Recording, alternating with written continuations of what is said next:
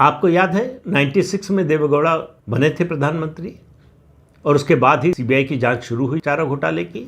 उसके बाद से आप जितने चुनाव हुए हैं बिहार में, आप देखिए कि किसी चुनाव में आरजेडी को उसकी सिंपैथी नहीं मिली। तो लगातार आरजेडी का स्टॉक गिरता रहा, लालू प्रसाद यादव की लोकप्रियता में कमी ही आती रही, उसमें कोई बढ़ोतरी नहीं हुई। तो नौकरी के बदले ज़मीन का जो घोटाला है रेलवे का, उसमें अगर ये परिवार जेल जाता है तो उसको सिंपैथी मिलेगी, ऐसा लगता नहीं है। वैसे तो आप भविष्य के बारे में कुछ नहीं बता सकते, लेकिन यहाँ सवाल जो है सरकार की इच्छा शक्ति का है, जो दिखाई नहीं देती है। फायदा या नुकसान, भ्रष्टाचार के खिलाफ अगर आप अभियान चला रहे हैं तो आपको जो भी करना हो, जो भी कदम उठाना हो, वो उठाया जाना चाहिए।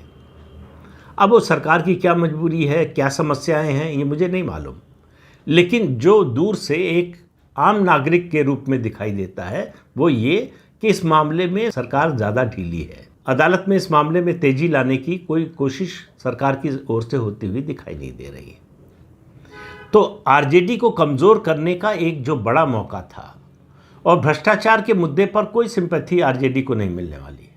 और ये जो केस है नौकरी के बदले ज़मीन का, इसमें प्रमाण ऐसे हैं कि कुछ भी शक की गुंजाइश नहीं रहती।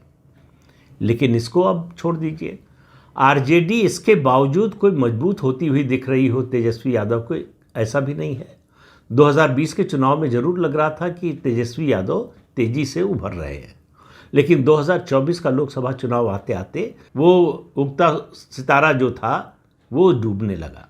लेकिन कुल मिलाकर जो बिहार की राजनीति दिखाई दे रही है इस समय, सब कुछ गड्ढमड दिखाई दे रहा है। आप बहुत विश्वास के साथ कुछ नहीं कह सकते। केवल एक प्लस पॉइंट है कि एनडीए का जो सामाजिक आधार है वो एक विनिंग कॉम्बिनेशन है, लेकिन नीतीश कुमार का स्वास्थ्य सबसे बड़ा रोड़ा बनता हुआ नजर आ रहा है। नवंबर में चुनाव होने हैं इस साल, नवंबर आते आते नीतीश कुमार का स्वास्थ्य कैसा रहेगा इसके बारे में कोई कुछ नहीं कह सकता। न जेडीयू के लोगों को पता है, न बीजेपी के लोगों को पता है। तो वो जो एक अननोन फैक्टर है या कहें अज्ञात डर है, उससे दोनों पार्टियां डरी हुई हैं, और उसका जो नतीजा होगा उसके बारे में किसी को पता नहीं है। हालांकि आरजेडी भी इस मुद्दे को प्रचारित करने की कोशिश कर रही है, उसको लग रहा है कि इससे हमको फायदा हो जाएगा। बीजेपी और जेडीयू इस मुद्दे को दबाने की कोशिश कर रहे हैं, उनको भी लग रहा है कि इस मुद्दे का ज़्यादा प्रचार हुआ तो ऐसा ना हो कि नुकसान हो जाए।